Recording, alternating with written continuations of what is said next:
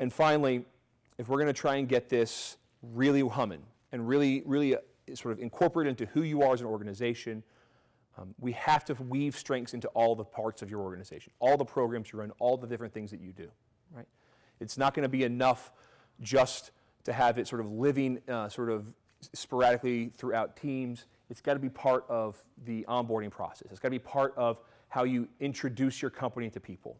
This is the ongoing sustainment piece of the strengths rollout and of really getting this in part of your culture. When we talk about culture in organizations, summed up oftentimes, it's how things get done inside of a company. So if you're trying to build a strengths-based culture, it would be thought of as this is how we do everything that we do. So that should be part of how you're bringing people onto your organization. It should be part of how you're developing them throughout their career. It should be part of how you're celebrating successes, right?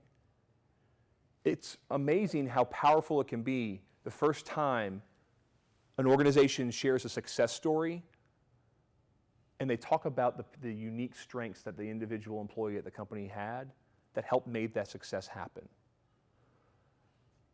It's a simple little step, but I have a client I've worked with for a long time who sent me a video the other day. And they've been working around strengths for about 5 years, really formally. She sent me a YouTube link the other day. She was so proud because it was the first time she saw a manager award, like the Employee of the Month award at a part that she had nothing to do with. This person who's running the strengths initiative had nothing to do with this. And the manager opened it up by sharing the person's top 5 and named how each of the top 5 helped make the lives better of the people around her. That was like a flagship moment in this company's evolution around strengths because it wasn't forced upon this manager. It wasn't a template that was given to them to fill out, to use. The manager just did it because it's now part of how they recognize and celebrate success. That's what ends up happening in strengths-based cultures.